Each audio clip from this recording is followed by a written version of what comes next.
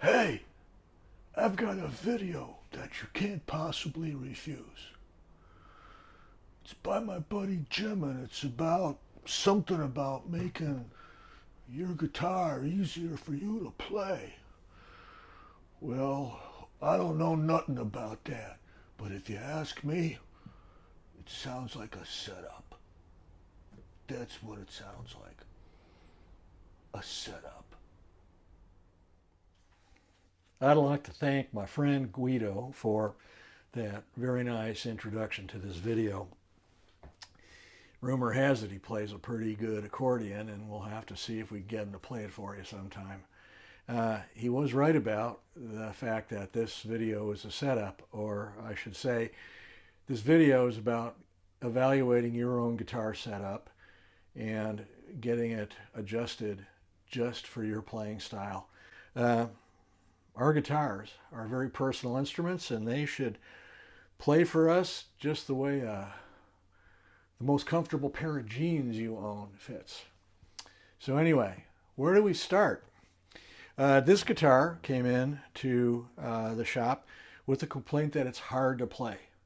So I did with this owner what I do with everyone that comes in with setup questions. I had him play for me for about 5-10 minutes.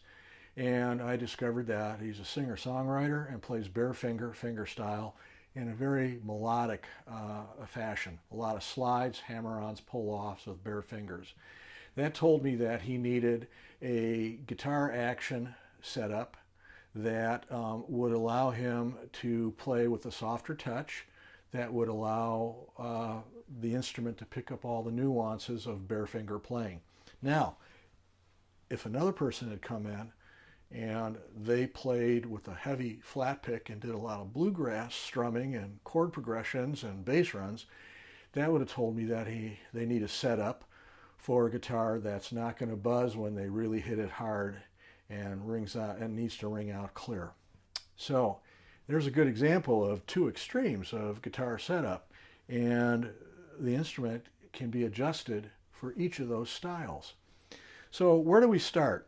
Well, one of the first things I want to do when an instrument comes in is check its neck angle, especially if it's an acoustic, and especially if it's a pre-1975 guitar like a Martin, Gibson, or Guild, because neck angles change, and I want to check the neck angle. So this is something you can do at home with your own guitar. This is a dedicated, very straight edge.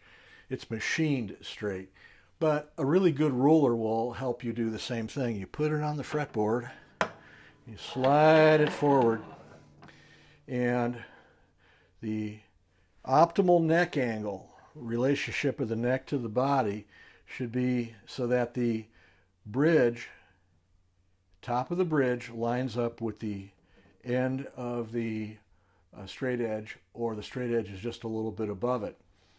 If the straight edge lines up about midway down the bridge, when you've got it flat on the neck, that means your neck angle is changing and it's starting to do this. And that happens over the years from all the pressure of the strings on the guitar. And at some point, the neck will have to be removed and reset to check that neck angle and get it back to pretty much level. As the neck angle starts to get that way more and more, the action raises, the playing becomes stiff, intonation will start to suffer, and some of the intermediate steps of shaving the bridge and saddle down at some point will get to the point where you can't do that anymore and the guitar just won't play right. So check your neck angle on your guitars, and make sure you check the neck angle whenever you're evaluating a used guitar. Neck resets are about $400. Starts at about $400. So if you're looking at a used guitar, you want to make sure the neck angle is a good neck angle. All right, so once the neck angle is evaluated, we want to check neck relief, and that refers to how much bow there is in the neck.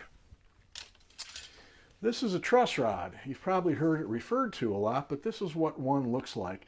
There's a number of different designs out there. This is the type that goes in Martin guitars.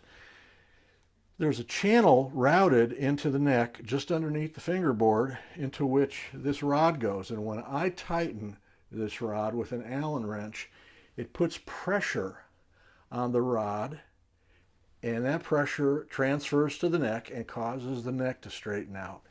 If I relieve the Allen wrench and take Allen bolt and take pressure off the rod, then the string tension is allowed to pull the neck up a little bit and create some relief. So I'm going to show you now how to evaluate your own neck relief. Take a capo and put it on your first fret. Take a business card. I like to start with a neck relief of about 5 thousandths. Well, how are you going to measure that? Well, I use feeler gauges and stuff like that. But you can use a business card. It's just about 5 thousandths of an inch. Press your E string down at the 14th fret or so and slide that business card underneath the strings at the 7th fret, 5th or 7th fret. Now, if your business card just slides between the string and the fret, you've got pretty much what I consider optimal neck relief. That's a good starting point. I rarely set the neck dead straight. If you're an aggressive player, neck relief of 5 thousandths, maybe a little too straight because you're going to have buzzing strings.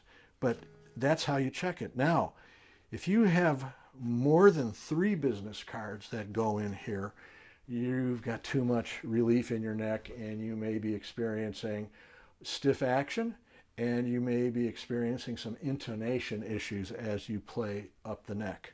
So that's how you check the neck relief on your guitar. The next thing we want to do is check action. Action refers to how high the strings are at the 12th fret. That's where we usually measure it from. And that has to do with saddle height.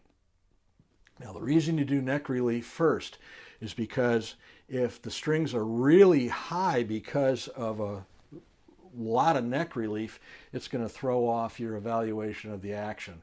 So if your neck relief is 1 to 2 business cards, the way I just showed you to measure it, then you're good to go on evaluating your action height. So we're going to take our friend, the business card, and use it again. Now, don't put any capo on the guitar. You don't need it for this stage. Optimal neck action or action height at the 12th fret is somewhere for an electric player right around a 1/16 of an inch up to, 4/32 of an inch, even 5/32 for a bluegrass player, and from about 3/32 of an inch on the bass side to about 5/30 to 6/32 on the bass side.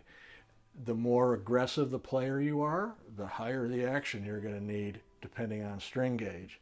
So 5 cards is going to give you about 1/16 of an inch. So start with 5 business cards and slide them underneath your string at the 12th fret and see if they fit. And if they just get under the strings at with 5 cards, then you've got a pretty low action, and if it's working for you, great, leave it alone.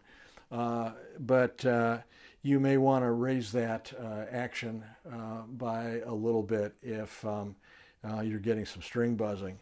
And 12 cards equals 12 business cards will equal about 5/32 of an inch. And you put that underneath on the bass side to evaluate how high the strings are on the bass side, how high the action is.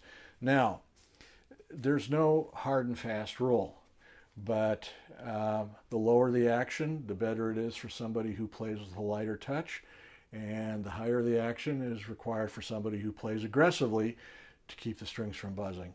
How do you adjust the action? Well, after you've evaluated it with your business cards, 5 to 6 business cards on the treble side, optimal, and 10 to 12 business cards on the bass side's optimal.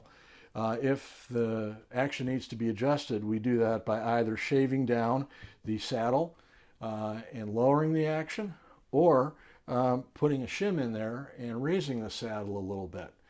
So that's how you evaluate the action on your guitar.